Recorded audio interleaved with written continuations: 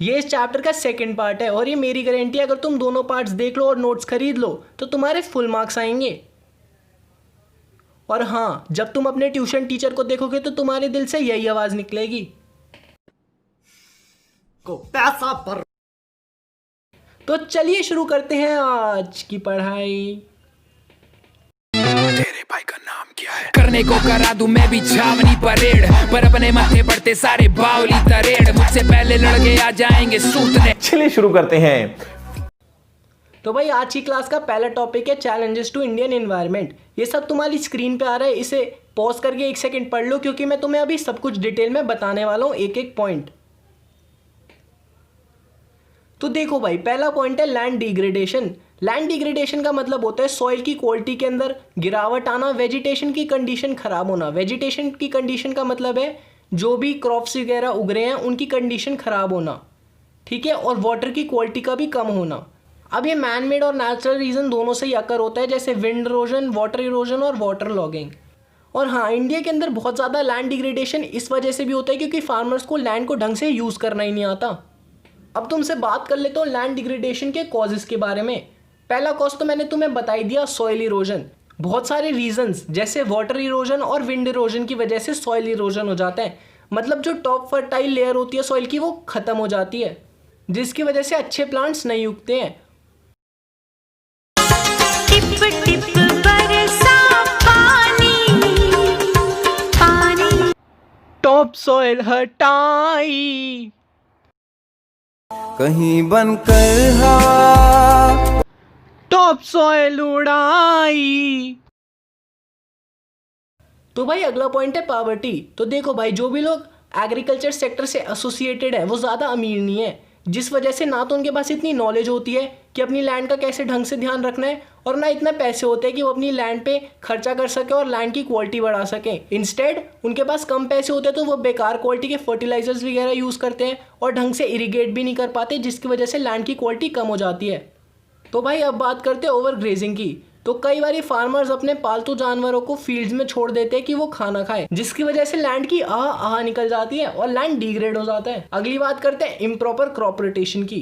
Crop rotation का मतलब होता है एक ही लैंड पे अलग अलग क्रॉप्स उगाना, और जब ये टेक्निक ढंग से यूज़ नहीं होती तो ये लैंड की फर्टिलिटी पे इफेक्ट करती है, जिसकी वजह से लैंड डिग्रेड हो जाता है। अगली बात करें लैक ऑफ इरीगेशन की। तो भाई जब लैंड में हम पानी नहीं डालेंगे तो लैंड बढ़िया कैसे हो जाएगी। तो भाई अगला पॉइंट है इंक्रोचमेंट इनटू फॉरेस्ट। तो भाई तुमने बहुत बारी सुना होगा कि लोग जंगलों में चले जाते हैं, वहाँ से लकड़ियाँ काट के ले आते हैं बिना परमिशन के, या फिर फॉरेस्ट में जाते हैं और वहाँ पे जंगली जानवरों को डिस्टर्ब करते हैं, या फिर फॉरेस्ट की इकोलॉजी को डिस्टर्ब करते हैं। वो क्या करता है रे, तेरी तो वो करता है, जानता मेरे को तो इसे कहते हैं इंक्रोचमेंट इनटू फॉरेस्ट। अगला पॉइंट है डिफॉरेस्टेशन। तो देखो भाई, आज की डेट में हर जगह सिटीज़ बन रही है और ये सिटीज़ उन लैंड पे बन रही है जहाँ पे पहले फॉरेस्ट हुआ करते थे, तो ऑब्वियसली डिफॉरेस्टेशन तो हो ही रहा है। तो भाई चलो अब चलते हैं अगले पॉइंट पे, जो कि है सॉइल इरोजन। तो मैंने तुम्हें अभी दो बारी तो समझा ही दिया कि सॉइल इरोजन क्या होता है, लेकिन क्योंकि यहाँ पे एक पॉइंट लिखा है मैं तुम्हें वापस बता देता हूँ। सॉइल इरोजन का मतलब है कि जो टॉप फर्टाइल सॉइल होती है वो वॉश अवे हो जाती है due to excessive rains and floods, या फिर इंसानों की इनएफिशिएंट मैनेजमेंट प्रैक्टिसेस की वजह से। तो भाई अब बात करते हैं बायोडाइवर्सिटी लॉस के बारे में। पहले जान लो बायोडाइवर्सिटी का मतलब क्या होता है। बायोडाइवर्सिटी मतलब इस अर्थ पे जो जो अलग अलग तरीके के प्राणी रह रहे हैं, जैसे इसी अर्थ पे बंदर भी रहते हैं, इसी अर्थ पे तुम भी रह रहे हो। अगर इसकी डेफिनेशन की बात करी जाए तो ये कहती है कि biodiversity is defined as the variability among living organisms from all resources including terrestrial, marine and other aquatic ecosystems.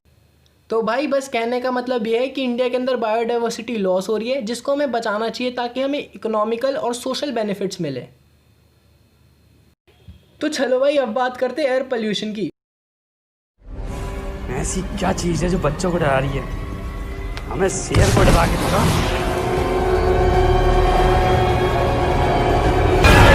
भाई लैंड करा दे बस भाई, मेरे भाई 100-200 ज़्यादा ले ले लेकिन लैंड करा दे। भाई 500 ज़्यादा ले ले लेकिन मुझे लैंड करा दे आज हमारा। तो भाई तुम सबको ही पता है कि एयर पोल्यूशन क्या होता है, कि एयर के अंदर पोल्यूटेंट्स का प्रेजेंट होना। और मैं खुद दिल्ली से हूँ तो तुम्हें बता ही सकता हूँ भाई कि कितना कितना ज़्यादा डेंजरस है एयर पोल्यूशन। इनफैक्ट कई बार दिल्ली के अंदर ठंड के टाइम में हमें रोड नहीं दिखती क्योंकि इतना ज़्यादा पोल्यूशन होता है। और ये बात भी सही है कि अगर तुम दिल्ली में रह रहे हो तो तुम बॉर्न सुट्टेबाज हो, क्योंकि अगर तुम दिल्ली की हवा में एक दिन सांस ले रहे हो तो तुम बहुत ज़्यादा धुआं इनहेल कर रहे हो। इतना ज़्यादा धुआं कि मुकेश भैया की जगह तुम्हारी ऐड लगवाई जा सकती है। और भाई इस एयर पोल्यूशन का मेन रीज़न है व्हीकल्स। अब तुम ही देख लो भाई कितने ज़्यादा व्हीकल्स हो गए। बच्चों के पास स्कूटियाँ होती है जिसमें वो अपनी बंदियाँ घुमा रहे होते हैं, तो जब इतने सारे व्हीकल्स होंगे तो ऑब्वियसली पोल्यूशन तो होगा ही। अब बात कर लेते हैं कि एयर पोल्यूशन को कंट्रोल कैसे करा जा सके। तो भाई पब्लिक ट्रांसपोर्ट यूज़ करो, और अगर भाई तुम्हारी मजबूरी है कि पब्लिक ट्रांसपोर्ट में नहीं जा सकते, अपनी गर्लफ्रेंड को घुमाना है, तो भाई अपनी गाड़ी के अंदर डीजल वगैरह मत यूज़ करो, उसकी जगह CNG यूज़ करो जो कि क्लीनर फ्यूल्स हैं। घर के अंदर भी क्लीनर फ्यूल्स यूज़ करो जैसे LPG, और बाकी तुम क्लीन टेक्नोलॉजीज़ यूज़ करो जैसे सोलर एनर्जी और विंड एनर्जी। अब यहाँ पे चैलेंजेस टू इंडियाज़ इन्वायरमेंट खत्म होते हैं, हम चलते हैं अपने नेक्स्ट पॉइंट पे, which is pollution control boards. तो देखो भाई इतना ज़्यादा पोल्यूशन जब बढ़ रहा है, वाटर पोल्यूशन, एयर पोल्यूशन, हर लेवल का पोल्यूशन जब बढ़ रहा है, तो भाई सरकार भी तो कुछ करेगी ना, ताकि वो अपने नेक्स्ट इलेक्शन में कह सके कि देखो भाई हमने पोल्यूशन ख़त्म कर दिया। तो इसलिए उन्होंने पोल्यूशन कंट्रोल बोर्ड इस्टेब्लिश करे, जिसका मेन फंक्शन है कोड ऑफ कंडक्ट बनाना, जिससे वेस्ट डिस्पोजल हो ताकि कम से कम पोल्यूशन हो, पोल्यूशन के रिगार्डिंग अवेयरनेस जनरेट करना। समझ रहे हो? समझ रहे हो आप? समझ रहे हो? जैसे अगर कुछ टाइम पहले तुम देखो तो लोग पोल्यूशन को इतना ज़्यादा भाव नहीं देते थे, लेकिन अब पोल्यूशन के बारे में इतनी अवेयरनेस जनरेट हो चुकी है कि हम पोल्यूशन को कंट्रोल करने के लिए स्टेप्स उठा रहे हैं। नेक्स्ट पॉइंट है इनका असिस्टेंस टू गवर्नमेंट प्रोवाइड करना। जैसे भाई जब भी गवर्नमेंट कोई मिशन निकालती है रिवर्स को क्लीन करने के लिए या फिर कोई भी जगह को क्लीन करने के लिए, पोल्यूशन ख़त्म करने के लिए, तो जो ये पोल्यूशन कंट्रोल बोर्ड्स होते हैं अपना बहुत ज़्यादा रोल प्ले करते हैं।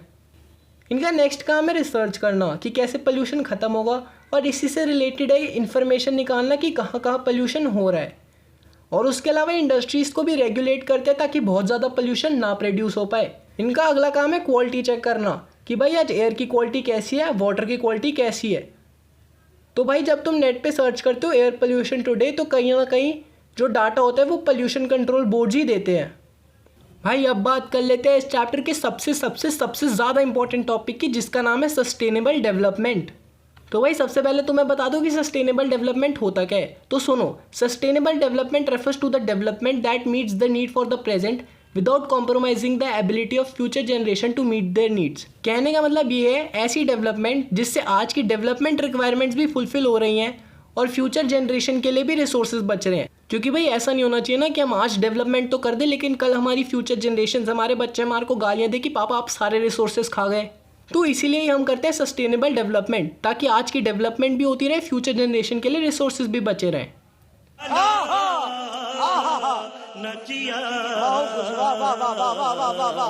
तो भाई अब बात कर लेते हैं कि सस्टेनेबल डेवलपमेंट अचीव कैसे होगी।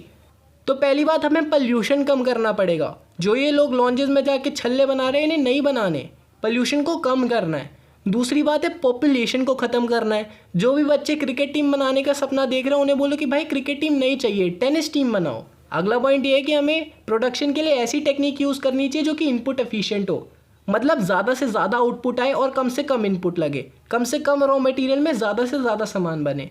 फॉर एग्जाम्पल, अगर अभी एक बुक को बनाने में 2 पेड़ कटते हैं तो कल 2 बुक्स बनाने में 1 पेड़ कटे। तो भाई अब नेक्स्ट पॉइंट है रिन्यूएबल रिसोर्सेज का लिमिटेड यूज़। तो देखो भाई रिन्यूएबल रिसोर्सेज वापस तो आ जाएंगे, लेकिन इसका मतलब यही नहीं है कि तुम पागलों की तरह रिन्यूएबल रिसोर्सेज यूज़ करो। तुम्हें वैसी हरकतें नहीं करनी कि तुम पहली बारी पेप्सी पी रहे हो तो तुम पीते ही जा रहे हो, पीते ही जा रहे हो, पीते ही जा रहे हो, या पहली बारी पबजी खेल रहे हो तो खेलते ही जा रहे हो, खेलते ही जा रहे हो, खेलते ही जा रहे हो। मतलब दिमाग से रिसोर्सेज को यूज़ करना है। अगला पॉइंट है नॉन रिन्यूएबल रिसोर्सेज के ऑल्टरनेटिव ढूंढो रिन्यूएबल रिसोर्सेज में।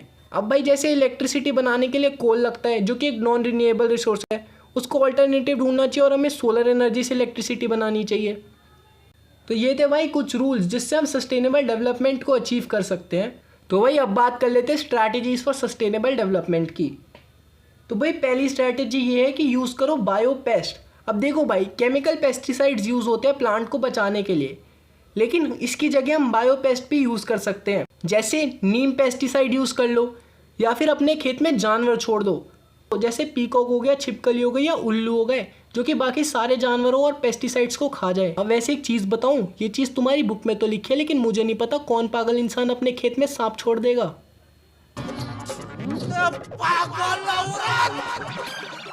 तुझे अक्ल है? तू क्या क्या बोल रही है? चुप चुप हो जा, 7वीं फेल, चुप, एक शब्द नहीं। तो भाई अगला पॉइंट यही है कि बायोपेस्ट की तरह बायो कंपोस्ट भी यूज़ करो। कंपोस्ट मतलब एक तरीके से फर्टिलाइजर्स, और बायो कंपोस्ट मतलब काऊ डंग, जिसको डालने से लैंड फर्टाइल हो जाती है और वो फर्टिलाइजर्स का एक अच्छा रिप्लेसमेंट है। अगला पॉइंट है यूज़ ऑफ क्लीनर फ्यूल्स। तो भाई तुम्हें मैंने पहले भी बताया था कि अगर तुम्हें अपनी गर्लफ्रेंड को घुमाना है और तुम बस का यूज़ नहीं कर सकते तो एटलीस्ट अपनी गाड़ी के अंदर CNG लगवा लो ताकि ज़्यादा पोल्यूशन ना हो। तो भाई नेक्स्ट पॉइंट है नॉन कन्वेंशनल रिसोर्सेज को यूज़ करना, जैसे कि सोलर एनर्जी और विंड एनर्जी। इनफैक्ट आज की डेट में टेक्नोलॉजी इतनी इवॉल्व कर चुकी है कि छोटे छोटे विंड मिल्स भी आते हैं जिन्हें तुम अपनी घर की छत पे लगा सकते हो। एनर्जी की एनर्जी प्रोड्यूस हो जाएगी, कूलर का कूलर हो जाएगा, मस्त रात में बैठ जाना। तो भाई अब बात करते हैं नेक्स्ट पॉइंट की, जो कि establishment of mini hydel plants. तो भाई हाइडल प्लांट उसे कहते हैं जो कि पानी से इलेक्ट्रिसिटी बनाता है। जैसे विंडमिल हवा से इलेक्ट्रिसिटी बनाता है, वैसे ही हाइडल प्लांट पानी से इलेक्ट्रिसिटी बनाता है। और मिनी हाइडल प्लांट्स की एस्टैब्लिशमेंट मतलब कि तुम जब भी पहाड़ों में जाते हो तो तुम देखते हो कितने सारे छोटे मोटे झरने बह रहे हैं, वहाँ पे ऐसे छोटे छोटे हाइडल प्लांट्स लगा दो जिससे इलेक्ट्रिसिटी प्रोड्यूस होनी शुरू हो जाए। अब भाई बात करते हैं नेक्स्ट पॉइंट की, change in unstable patterns of consumption and production.